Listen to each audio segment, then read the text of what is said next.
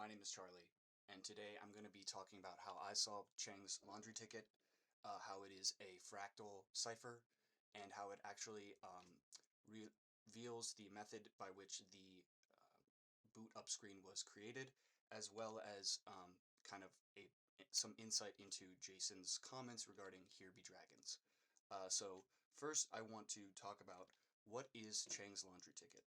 So Chang's laundry ticket is this asset in the game that if you load into Shadows of Evil, you can throw a grenade into this laundry, this Chinese laundry, and if it explodes at the right time, hits this correct suit, the ticket will come onto this barrel and you can pick it up. The ticket will be at a specific like weird tilted angle.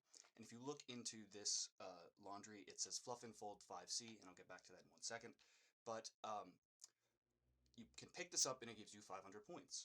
Now, this actual ticket itself within the game seems to denote some communication between Sal DeLuca and the owners of this laundry.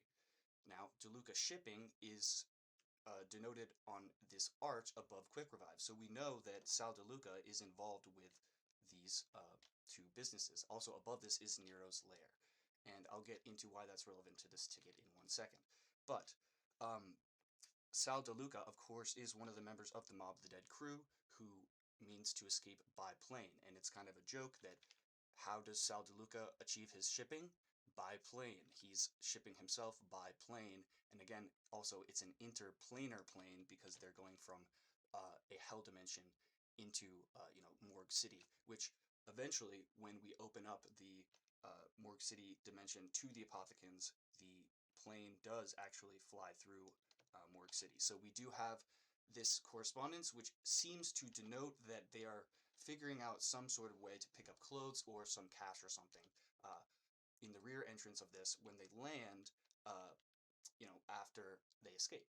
So, of course, criminals are going to be wearing those, uniforms from Alcatraz, so they need to wear some clothes and reintegrate into the criminal underworld. This seems to be the way they're going to do that. So that's the first layer of in-world explanation for this asset. The other part about this is that this asset is called Cipher in the game files. It's literally just called Cipher. So why do I think this has anything to do with dragons? Well, I was looking at this, and I was looking at the way that it's written. And it says 2 tears to repair, 1 slain to remove. Now it looks like this says stain, but it does not. All the other times that somebody uses a T in this, every single T is specifically methodically crossed. Every I is dotted, except for this one. Slain. Okay? So, Jason recently mentioned Here Be Dragons being something that's on his mind.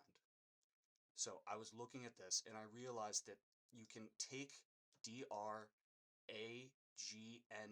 and get dragons.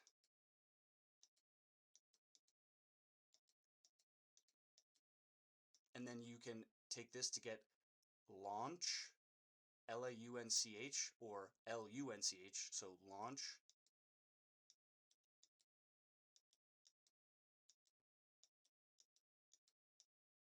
Lunch. Or Slayer.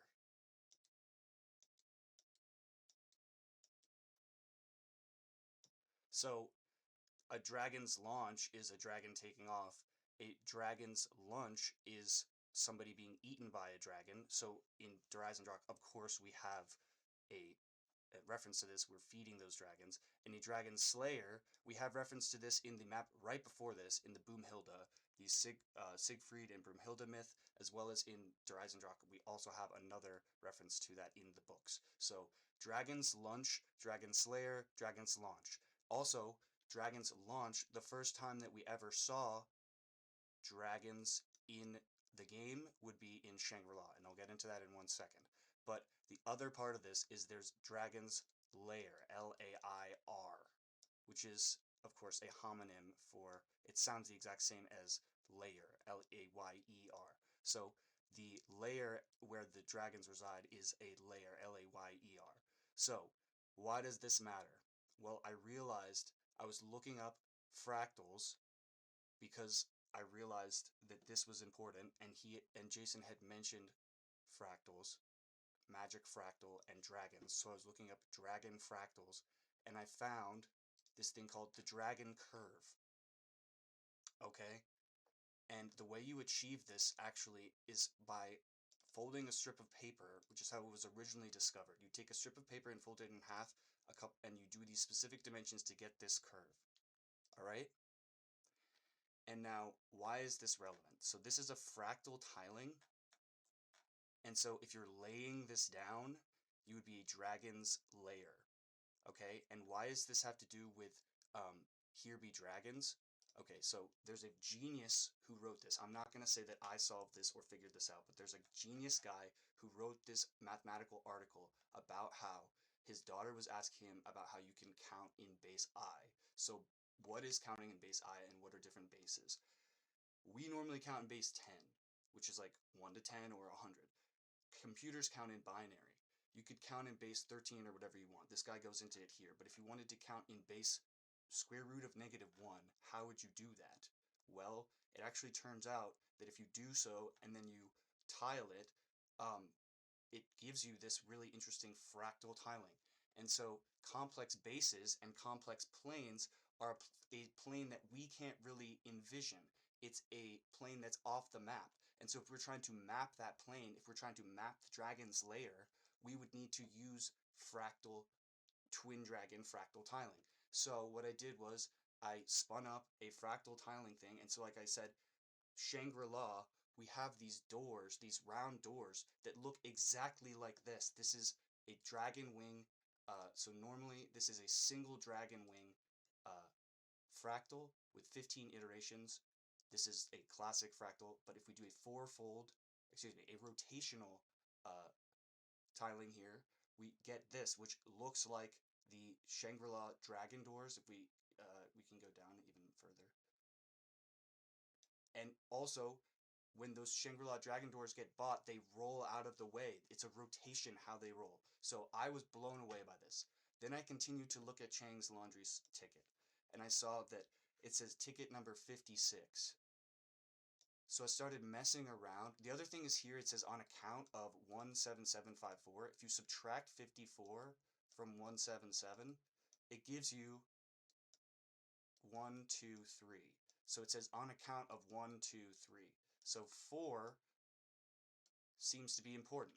And here, the dragon's launch is, this is found in not only the very first time that we see dragons like those stone dragons in Shangri-La, but also this is the launch of the dragon wing rotational tiling. This is the default launch. But if we want to transition into Dragon's Slayer or the Dragon's Lair, we have to do some other form of tiling. And now I've found that what you can do is, I don't have the exact coordinates, but I think that being 56 in the red has something to do with being the Dragon's Slayer. Because if you do this, this kind of looks like the cross that you find in Gorod Krovi. And also, it looks like St. George the Dragon Slayer's cross. So this could be the joke that if you go into the red, I mean, I don't know. This sort of looks like a cross. This looks like those crosses that we have. The other thing is if you do rotational here, this looks like the Black Sun cross. If you actually increase the number of rotations, it becomes that Black Sun cross thing. So that's the Dragon Slayer cross, I believe. And then the other part about this is if you start messing with this, the real part. So this is how they probably got that the Black Ops 3 intro. This is how they generated it. This is like panning through fractal imagery. But essentially, like, there's just so much cool, really cool biomorphic looking fractal stuff. Like, this is absurd looking. And this is all like, let me increase the resolution.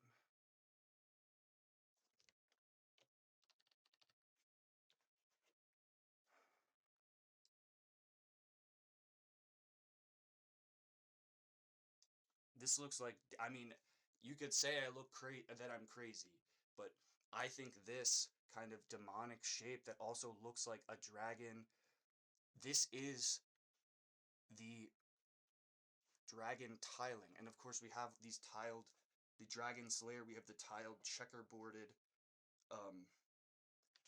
you know, tiling in Chang's laundry, but this might, again, people are going to say this is just random pareidoia, but like this, when you scrub through these different dimensions here, if you keep this, yeah, like this kind of stuff, like this looks like the way that things spawn in that initial cutscene.